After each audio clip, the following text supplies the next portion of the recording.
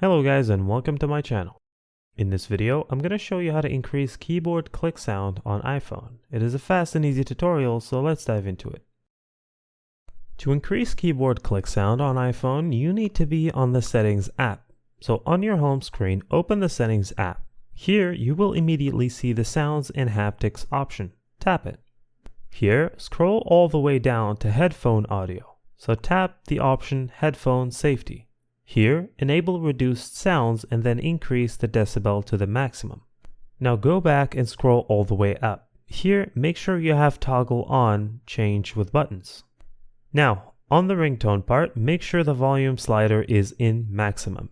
Now go back to the home page of the Settings app. Here, scroll down until you see the option Music. Once you see it, tap it. Here you have the following: Siri and Search, Show Apple Music, Join Apple Music, Show All Purchases, EQ, Sound Check, Crossfade, Download Music, Automatic Downloads, Animated Art, and lastly, Sign In. So from these options, go to EQ and tap it. Here, find Late Night. Once you find it, tap it. And that's how to increase keyboard click sound on iPhone.